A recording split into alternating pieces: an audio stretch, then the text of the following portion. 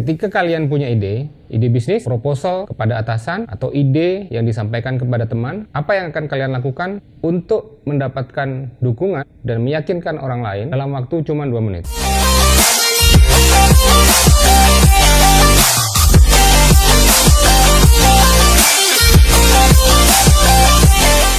Belum masuk lift, dari lantai 1 ke lantai 25, kalian sampaikan ide dan gagasan ini, bos kalian paham, kemudian dia mendukung ide itu. Kita akan membahas aplikasinya. Pertama adalah di dunia bisnis, yang dikenal dengan istilah elevation pitch. Apa itu elevation pitch? Elevation pitch adalah pitching atau meyakinkan atau presentasi kepada pihak lain di lift atau di elevator, dan itu membutuhkan waktu tidak lebih dari 2 menit. Kita ikuti videonya. Hi everyone, my name is Andy. I am co-founder of Colony. We are from Indonesia. Indonesia has 255 million population, with 40% of total of 12 countries in Southeast Asia. The social problem raised, but in other hand, the participation to donate is also inclined, drives by middle class economy. Elevation pitch adalah mengirim vibrasi, menjelaskan sebuah gagasan atau ide dalam waktu pendek di elevator. Makanya disebut elevation atau elevator pitch. Teknik ini bisa digunakan dalam berbagai keperluan. Atau sederhana misalnya oleh karyawan kepada atasan. Ketika kita menyampaikan gagasan atau ide atau inovasi dan kita ingin atasan kita mendukung. Nah, intisari dalam elevation pitch adalah bagaimana kita bisa mengirim pesan efektif dalam waktu sesingkat mungkin. Dia sudah menyampaikan intisari dari semua yang kita mau. Karena kita menyampaikan dengan efektif, dengan terstruktur, maka pihak yang ingin kita yakinkan itu kemudian memberikan dukungan, dan ini ada sistematikanya. Begitu sistematikanya sudah bisa kita dapatkan, sudah kita kuasai, kemudian intisari dari konten itu sudah benar-benar kita yakini, kemudian kita tambahkan dengan latihan dengan berulang-ulang, maka sebetulnya ini menjadi sesuatu yang mekanik, menjadi tidak sulit lagi. Nah, kita akan kupas dalam video ini satu persatu poin-poin yang harus kita sampaikan dalam elevation pitch. Biasanya elevation pitch ini diajarkan untuk disampaikan di depan sekelompok investor atau juri dalam waktu 2 menit, pakai stopwatch, mulai kemudian akhiri. Setelah itu biasanya ada sesi tanya jawab 1-3 pertanyaan, lalu juri atau sekelompok investor ini kemudian memberikan penilaian. Apakah ide ini atau apakah startup ini punya masa depan dan kita layak investasi di situ? Itu aplikasi awal di dunia startup. Mari kita kupas satu persatu. The potential fund for public is so big, but it is difficult because there's so many provide only for offline transaction. So, mulai dari sistematika ide atau gagasan itu. Nantinya sistematika ini bisa kita tuangkan dalam alat bantu presentasi atau alat bantu visual, misalnya berbentuk audio video. Tapi yang paling penting dari sini adalah bagaimana kita memahami konten pada tiap poin ini dan menguasainya ketika kita menyampaikan. Jadi ingat bahwa diri kita adalah penyampai pesan utama. Semua yang lain hanya alat bantu. So Colony Solution is promoting the project, facilitating all social initiatives and collaborate them, and we monitor the implementation. Nah, kita masuk ke poin pertama. Pada poin pertama yang harus kita sampaikan adalah describe your idea in 1 sentence atau describe your business or your startup in 1 sentence. Deskripsikan idemu atau startupmu ini dalam sebuah kalimat pendek. Itu bisa berisi satu, misalnya apa keunggulan kompetitif produk kita atau startup kita atau gagasan kita dibanding yang lain. Apa inovasinya? Ingat, ketika kita menyampaikan sebuah gagasan atau ide, menjadi beda adalah penting. Ketika seorang investor atau seorang customer dihadapkan pada sebuah rak dengan beragam produk, dia mencari yang berbeda. Dia tidak mencari kesamaan. Menjadi beda penting karena ini menjadi first impression. Ini juga bisa berisi sebuah kalimat yang kira-kira mendeskripsikan persoalan pelanggan apa yang ingin Anda bantu, atau solusi apa yang Anda punya untuk menyelesaikan sebuah persoalan. Inovasi apa yang Anda punya, fitur-fitur utama apa yang Anda punya dari ide ini atau dari startup ini. Kemudian rangkum, kristalkan menjadi sebuah kalimat singkat. Jadi misalnya gagasan saya ini adalah, atau produk ini adalah, atau startup ini adalah. Mari kita berikan contoh. Kita sebut di depan nama startupnya atau produknya, wiki-wiki adalah sebuah platform yang memberikan kemudahan pada pelanggan seluler untuk menggunakan satu SIM card di semua negara di seluruh dunia. Sesingkat itu. Itu adalah bagian pertama. Dan proses untuk menemukan sentence atau kalimat yang menjadi deskripsi dari keseluruhan produk kita ini seringkali memakan waktu. Dan proses ketika menemukan ini bisa menjadi pijakan pertama bagi startup ini atau produk ini diturunkan ke dalam berbagai strategi, termasuk strategi brand, strategi marketing, bagaimana produk ini dikembangkan ke depan, dan seterusnya. Jadi, poin pertama adalah describe your startup in one sentence. Jelaskan startup Anda, ide Anda, gagasan Anda dalam sebuah kalimat singkat.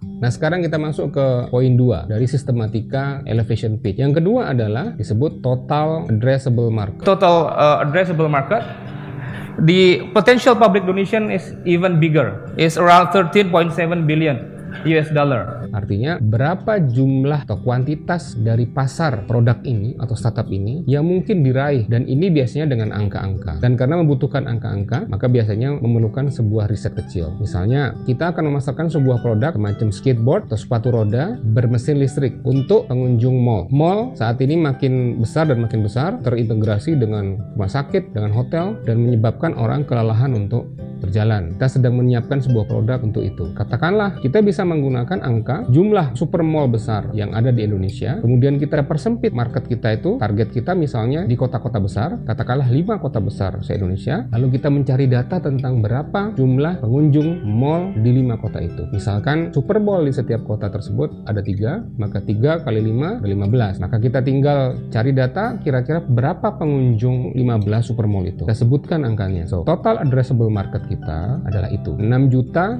per tahun. Sebutkan saja, kita bisa turunkan menjadi angka yang lebih spesifik. Seandainya kita bisa menggali data, asumsi kira-kira berapa jumlah pengunjung mall dari 6 juta orang per tahun itu yang berada di super mall itu minimum 3 jam. Kita bisa menggunakan data parking, stay lebih dari 3 jam. Kenapa 3 jam? Katakanlah asumsi kita, pengunjung super mall yang lebih dari 3 jam lebih lelah dan dia lebih mungkin menggunakan alat bantu transportasi listrik indoor. Kemudian kita bisa menajamkan sebagai target market pertama kita adalah anak muda, usia 15 sampai 30 misalnya. Nah, itu adalah poin kedua, yaitu kita mendefinisikan total addressable market. Ini penting terutama ketika kita menyampaikan gagasan atau startup di depan investor, karena dia akan melihat sebuah angka. Angka itu kemudian dirasionalisasi oleh calon investor itu untuk mulai menghitung keuntungan setelah dia melihat bagian-bagian berikutnya dari elevation pitch. Lalu poin ketiga dari sistematika elevation pitch adalah the competitor. Ini potret persaingan dan siapa-siapa pemain yang potensial menjadi lawan kita. Kompetitor bisa berupa kompetitor yang direct atau indirect. Bisa kompetitor dalam satu industri atau sub-industri spesifik. Dalam contoh tadi misalnya produk sepatu roda atau skateboard listrik untuk mall, kita sebut misalnya yang kompetitor atau pesaing generik adalah produk hoverboard. Tidak ada yang disewakan. Hoverboard harus dimiliki oleh personal dan dia bisa pakai di mall. Itu pesaing generik kita. Pesaing spesifik kita yang kira-kira adalah produsen atau perusahaan yang memiliki kemiripan dengan produk kita. Jika kita temukan tidak ada di market, maka kita bisa sebut we are the first in the market. Kami adalah yang pertama di situ. Kita harus lakukan survei kecil-kecilan terkait ini juga. Kita bisa googling, kita juga bisa langsung menyebarkan kuesioner atau langsung interview dengan petugas di mall. Mungkin sudah ada penyedia jasa yang serupa. Competitors makin sedikit, makin bagus. Untuk industri tertentu. Untuk industri yang lain, kalau kita merasa punya kekuatan tertentu, banyak competitors malah bagus. Misalnya, kita membiarkan pesaing masuk lebih dahulu dengan mengatur timing peluncuran produk supaya mereka teredukasi tentang produk atau layanan yang mirip. Lalu beberapa saat kemudian, setelah customer teredukasi, baru kita masuk. Poin ketiga ini menjelaskan tentang bagaimana situasi pasar. Orang yang kita ingin pengaruhi perlu melihat situasi pasar ini. Seberapa banyak kompetitor dan siapa saja. Nah, selanjutnya yang keempat adalah target customer. Siapa pelanggan yang kita sasar? Atau siapa pengguna dari produk ini? Siapa pengguna awal? Siapa pengguna lebih besar? Siapa pengguna lebih besar lagi? Contoh tadi misalnya produk sepatu roda dan skateboard elektrik, target kita adalah pengunjung mall. Kita bisa awali dengan anak muda yang lebih mungkin mengadopsi produk ini. Lalu kita bisa ekstensifikasi nanti setelah terjadi inovasi, produk-produk yang lebih aman, mungkin justru untuk yang lebih tua. Misalnya kita mulai menyewakan kursi roda elektrik. Itu target-target customer yang kita deskripsikan sebagai pengguna awal dan pengguna lanjutan dari ide atau produk kita. Itu adalah poin keempat. Nah, yang kelima adalah tentang marketing strategi atau growth strategy. Bagaimana strategi pemasaran kita atau strategi pertumbuhan kita. Bagaimana kita menyampaikan pesan tentang produk ini, bagaimana membangun awareness, kemudian mendorong pembelian, kemudian mendorong pembelian ulang untuk produk kita. Ini perlu diuraikan. Misalnya, marketing strategi pertama kita bisa menggunakan pendekatan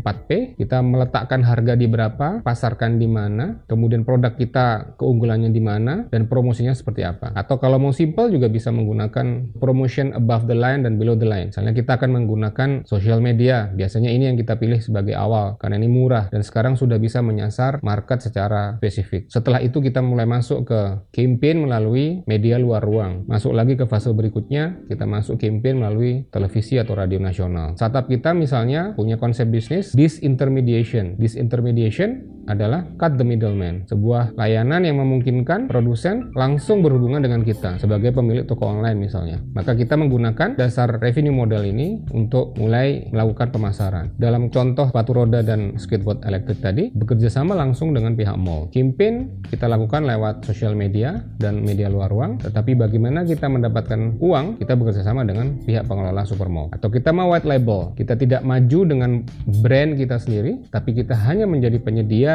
infrastruktur dan hardware saja. Kemudian bagaimana memasarkannya sepenuhnya menggunakan infrastrukturnya supermall. Mereka boleh menggunakan brand mereka sendiri. Kita di belakang sebagai penyedia dan mereka sewa dengan kita. Tiap pilihan revenue model punya konsekuensi marketing strategi sendiri. Nah, ini kita uraikan di poin ke-5. Kita lanjutkan ke poin ke-6. Poin ke-6 membahas tentang key performance indicator, indikator kunci keberhasilan. Kita bisa menggunakan 4 fase di luar KPI atau indikator keberhasilan terkait keuangan. Misalnya yang pernah kita bahas di video sebelumnya adalah tentang ketika kita luncurkan produk, berapa early customer atau pelanggan awal yang melakukan registrasi. Kita targetkan misalnya angka keberhasilannya misalnya 1000 pada hari peluncuran. Tidak semua dari yang melakukan registrasi itu melakukan transaksi. Ke KPI berikutnya adalah yang melakukan aktivasi. Registrasi misalnya dalam contoh platform atau aplikasi kita bisa gunakan berapa jumlah yang mengunduh. Activation itu adalah hal lain lagi. Berapa yang sign up, mendaftarkan diri sebagai member misalnya. Berikutnya adalah activation juga bisa berarti berapa yang melakukan transaksi, berapa yang melakukan pembelian. Angka sales atau penjualan sudah mulai tampak di sini. Lalu indikator berikutnya adalah berapa yang retain atau bertahan, yang artinya tetap menjadi member dan melakukan pembelian berulang. Indikator berikutnya adalah recommendation. Sejauh mana produk kita atau ide kita itu ditularkan. Jadi 4 tahap itu bisa kita turunkan menjadi angka-angka. Jadi pertama adalah registration atau registrasi, atau berapa yang mengunduh, berapa yang datang misalnya terkait website. Kemudian activation artinya berapa yang melakukan sign up menjadi member, mendaftarkan diri dan mulai transaksi. KPI berikutnya adalah pada retention, berapa yang bertahan bahkan melakukan pembelian berulang, membeli lebih banyak lagi. Berikutnya adalah recommendation, berapa dari mereka memberikan rekomendasi produk ini kepada yang lain. Kita masuk poin ke-7 dari 8 item di elevation pitch. Yang ke-7 ini adalah revenue model. Saya akan jelaskan ini secara lebih rinci di video yang lain. Revenue model ini kita cantumkan, kita jelaskan ketika elevation pitch. Revenue model idealnya cukup satu untuk sebuah ide atau untuk sebuah startup pada awalnya. Untuk pengembangannya bebas. Kenapa harus satu? Karena biasanya startup diluncurkan dengan ide yang mudah dieksekusi, dan untuk mudah dieksekusi itu dia memerlukan instrumen yang minimalis. Dan karena biasanya juga anggota dari startup ini tidak banyak, maka satu bisnis model atau satu revenue model itu adalah yang paling memadai pada tahap awal. Itu poin ke-7. Poin ke-8 atau poin terakhir dari elevation pitch adalah early stage funding. Berapa pendanaan awal yang telah digunakan dan kemudian dibutuhkan. Poin ini juga akan kita bahas nanti pada sebuah video khusus tentang bagaimana mendapatkan pendanaan untuk startup atau untuk ide, gagasan, inovasi atau untuk UKM. Poin ini akan menjelaskan sudah berapa dana yang kita habiskan dan didapat dari mana dana itu. Ini penting banget poin ini biasanya untuk para investor untuk melihat